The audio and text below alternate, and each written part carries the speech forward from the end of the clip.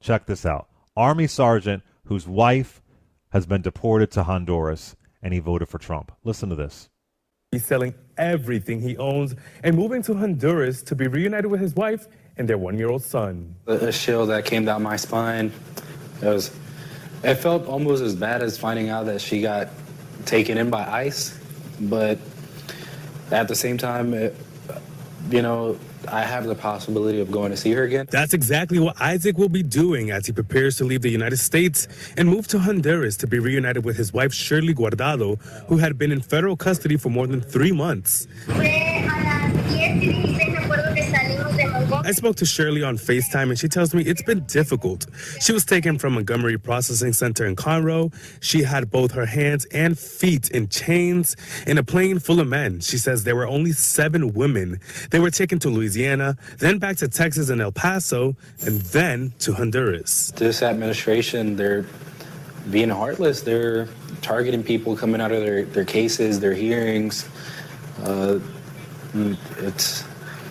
I don't know, they're out of control right now. Correa says he is disappointed in President Donald Trump as he voted for him and trusted that he would only target violent criminals. In addition, he served this country as an active duty member of the U.S. Army. It is actually exhausting. Putting my life on the line for this country was not an easy decision. And I honestly just feel betrayed.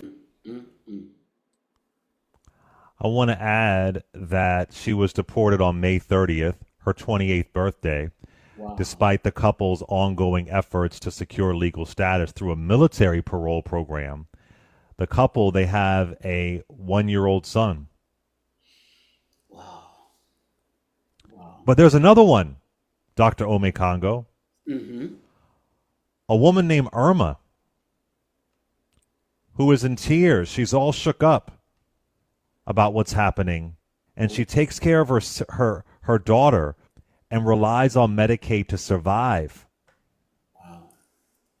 She's 64 years old, and she voted for Trump. Listen to this. In the last election, who did you vote for? I feel embarrassed to tell you. Trump promised a lot of things. I thought it would be more family values and those programs that they really need here. One resident who would be impacted by Medicaid cuts is 64-year-old Irma Arredondo, who voted for Trump in 2024. Irma has several chronic health issues, including type 1 diabetes. She's also a full-time caregiver for her daughter, who has cerebral palsy, and her sister, who has Turner syndrome. So you, your sister Irene, and your daughter Valerie, you're all on Medicaid. I won't be able to afford it. So we feel hopeless. I feel like this heaviness in the back, why? All the years back, since I got my citizenship, I say I was a Democrat. But then, in these last elections, I voted as a Republican. Why? Because I'm against abortion. If we could go back to November, who would you vote for now, seeing what you see? Not either one. You just wouldn't have voted? Not either. Wow. Wow. So y'all were out there waving the Trump flags or voting for Trump, but suddenly when your family is in cuffs, when your sister with Turner syndrome is about to lose Medicaid, when your daughter who is severely special needs, that the footage of her daughter is heartbreaking, is staring down a system that sees her as a burden. Yep. That's what they're doing to people. Yep. Now you're ashamed, but you still say you wouldn't have voted either way. Yes. Wow. You got the mother, the military wife being deported. Her husband serves this country. ICE, she's being snatched up in a parking lot like she was a criminal, not a wife, not a mother, not a human being. She's gone now back to Honduras. I guess you thought, the husband thought she was the good immigrant.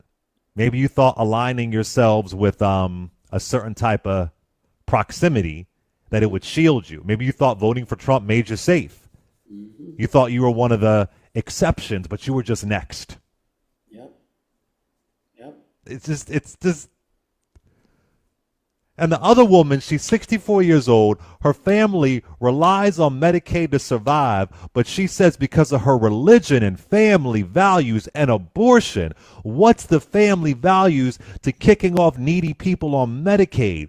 Please tell me what it is. When Kamala Harris wanted to expand Medicaid, Kamala Harris wanted to see to it the elderly people could be taken care of, and if they're in their home and they're in their final days.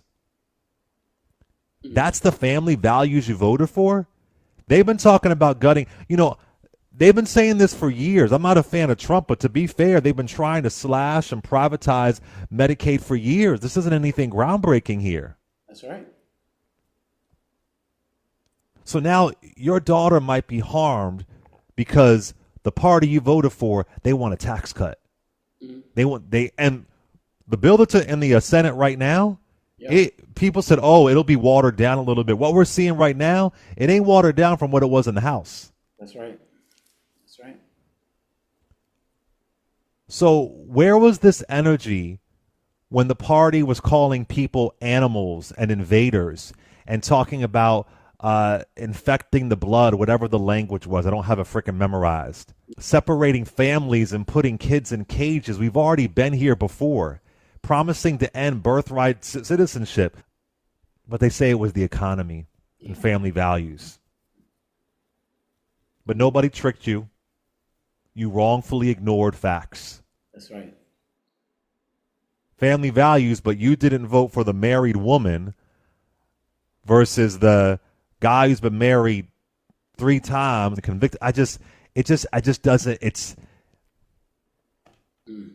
just maybe it was that you just didn't want to vote for the black woman because you voted for Biden. The second woman said that she voted Democrat all of her life, so she must have voted for Biden. Right. Right. But maybe it was just the black woman. Maybe the black woman wasn't family enough values for you. I don't know. And you still wouldn't have voted at all. You voted for cruelty. You voted for misery, and now you're living with it. Yeah. Yeah. We just keep on seeing these stories, and people were yelling, screaming that this is not going to be good. You're right, man. Yeah. Go ahead, Dr. Omékongo. It is. Wow. It's just, man, the way that people treat Trump as if he wasn't already president is amazing. Because everything that he's doing right now, he tried to do on some scale while he was president. Well, the first time, the Muslim ban actually tried to gut Obamacare. John McCain and Murkowski, saved it. It's like, what? Where were you? What boat? And he ran on racism and hatred. Mexicans are sending us rapists. Like, that was from the beginning. And so I'm just not buying it. This whole idea of, it has nothing to do with Kamala Harris being a black woman or anything like that. This lady dealing with everything she's dealing with still said, I would have just stayed home. You would have just, like you said, you voted Democrat all your life. The other man, whose wife, they pretend the ICE agents tricked her and said something like was wrong with her car and, tricked her to come out. And that's when they arrested her. And my whole thing is, it's like, if y'all are mad at Trump, what's the next part?